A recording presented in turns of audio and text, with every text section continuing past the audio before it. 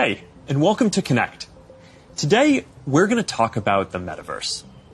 I want to share what we imagine is possible, the experiences you'll have, the creative economy we'll all build, and the technology that needs to be invented, as well as how we're going to all do this together. The basic story of technology in our lifetimes is how it's given us the power to express ourselves and experience the world with ever greater richness. Back when I started Facebook, that mostly meant text that we typed on computers. Then we all got phones with cameras, and the internet became much more visual.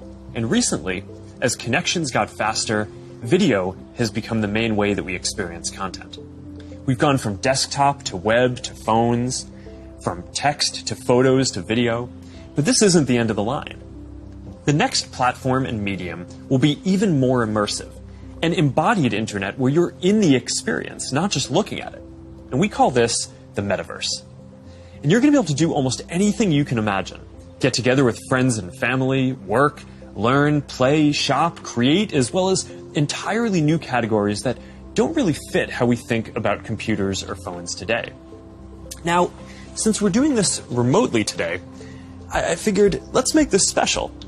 So we've put together something that I think is really going to give you a feeling for what this future could be like. We believe the Metaverse will be the successor to the mobile internet. We'll be able to feel present, like we're right there with people, no matter how far apart we actually are. We'll be able to express ourselves in new, joyful, completely immersive ways, and that's going to unlock a lot of amazing new experiences. When I send my parents a video of my kids, they're going to feel like they're right in the moment with us, not peering through a little window.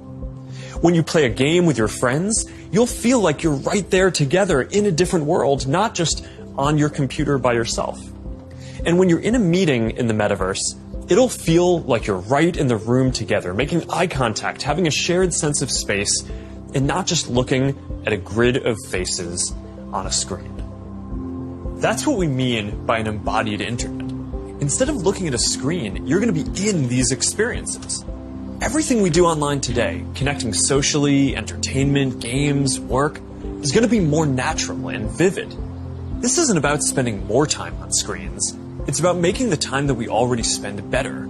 Screens just can't convey the full range of human expression and connection. They can't deliver that deep feeling of presence. But the next version of the internet can. That's what we should be working towards. Technology that's built around people and how we actually experience the world and interact with each other.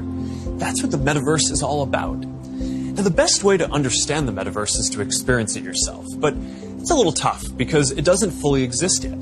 Some of the basic building blocks are here, though, and others are starting to emerge as we speak. We're starting to get a sense of how it could all come together and what it could feel like. So today we're going to do something a little bit different. Rather than just focusing on this year's products like a normal keynote, we're going to talk about the future.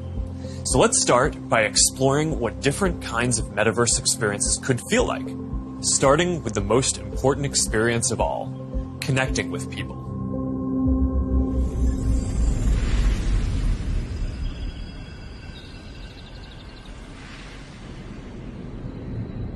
Imagine you put on your glasses or headset and you're instantly in your home space. It has parts of your physical home recreated virtually, it has things that are only possible virtually, and it has an incredibly inspiring view of whatever you find most beautiful. Hey, are you coming? Yeah, just gotta find something to wear.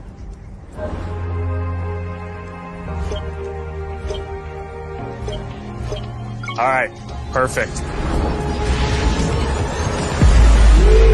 Boy. Oh, hey, Mark. Hey, what's going on? Hi, Mark. What's up, Mark? Whoa, we're floating in space? Uh-huh. Who made this place? It's awesome. Right? It's from a crater I met in LA. This place is amazing.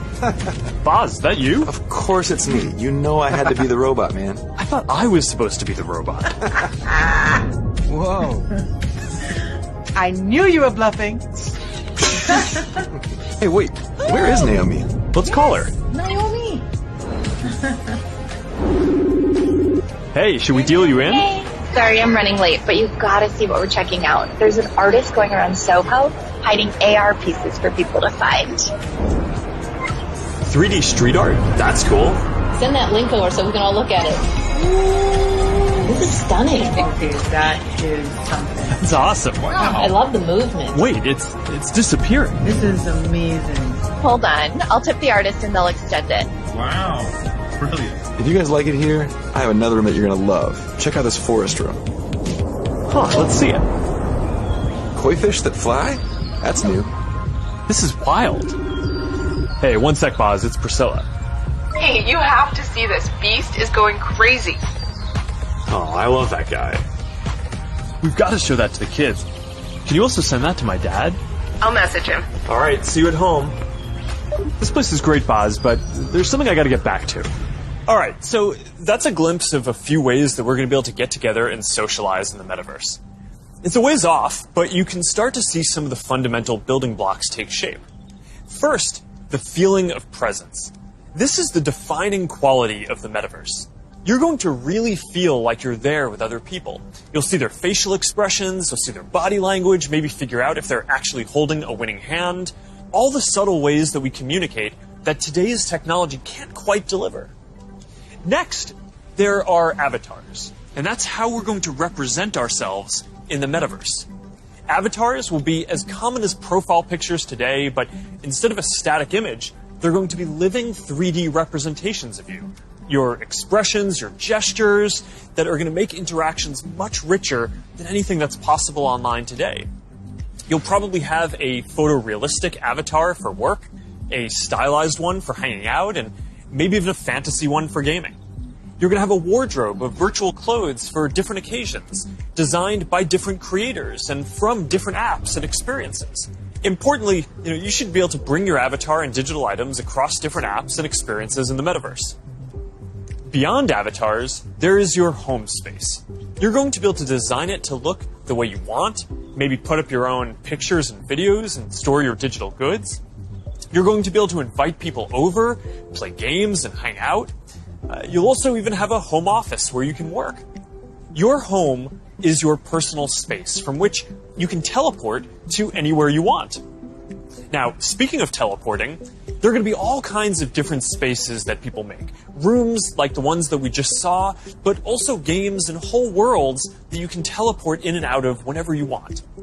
Teleporting around the metaverse is going to be like clicking a link on the internet. It's an open standard. In order to unlock the potential of the metaverse, there needs to be interoperability. And that goes beyond just taking your avatar and digital items across different apps and experiences, which we are already building an API to support. You want to know that when you buy something or create something, that your items will be useful in a lot of contexts and you're not going to be locked into one world or platform. You want to know that you own your items, not a platform. Now, this is going to require not just technical work, like some of the important projects that are going on around crypto and NFTs in the community now. It's also going to take ecosystem building, norm setting, and new forms of governance. And this is something that we're really going to focus on. Privacy and safety need to be built into the metaverse from day one. You'll get to decide when you want to be with other people, when you want to block someone from appearing in your space, or when you want to take a break and teleport to a private bubble to be alone. You're going to be able to bring things from the physical world into the metaverse. Almost any type of media that can be represented digitally, photos, videos, art, music, movies, books, games, you name it. And lots of things that are physical today, like screens, will just be able to be holograms in the future. You won't need a physical TV, it'll just be a $1 hologram from some high school kid halfway across the world. And you'll be able to take your items and project them into the physical world as holograms in augmented reality too. You're going to be able to move across these different experiences on all kinds of different devices, sometimes using virtual reality so you're fully immersed, sometimes using augmented reality glasses so you can be present in the physical world as well, and sometimes on a computer or phone so you can quickly jump into the metaverse from existing platforms. There are going to be new ways of interacting with devices that are much more natural. Instead of typing or tapping, you're going to be able to gesture with your hands, say a few words, or even just make things happen by thinking about them.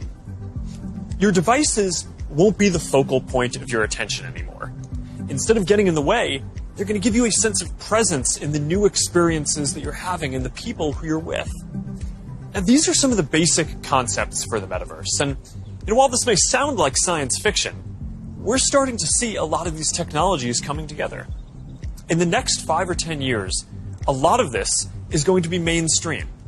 And a lot of us will be creating and inhabiting worlds that are just as detailed and convincing as this one on a daily basis.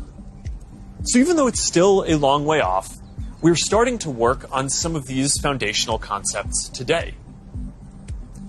Horizon is the social platform that we're building for people to create and interact in the metaverse. One part of this is Horizon Home, which is our early vision for a home space in the metaverse. Horizon Home is the first thing that you'll see when you put on your Quest headset. Today, there are already a bunch of options to choose from, and in the future, anyone will be able to create one. We've just called it Home until now because it's been missing something very important: people.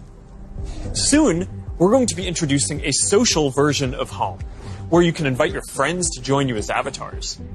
You'll be able to hang out, watch videos together, and jump into apps together. Then, there is Horizon Worlds, which is where you can build worlds and jump into them with people. Horizon is designed to make it possible for everyone to create, and we're already seeing people build some really interesting experiences, from creating new games together to throwing surprise parties in VR that family and friends around the world can join. We started rolling out Horizon Worlds in beta last year, and we're adding more people and more worlds every day. And we also just launched Horizon Workrooms earlier this year for collaboration. Beyond Horizon, we're also making it easier to communicate with your friends across different layers of reality. This year, we're bringing messenger calls to virtual reality. You're going to be able to invite your friends to a messenger call, and soon you'll be able to explore somewhere together or join a game. Now, these are the kinds of tools that need to get built so that you can jump into the metaverse with your friends from anywhere. And they're going to unlock some pretty amazing experiences. Now, let's move on from some of these basic concepts and people just connecting to a completely different set of experiences around entertainment and gaming.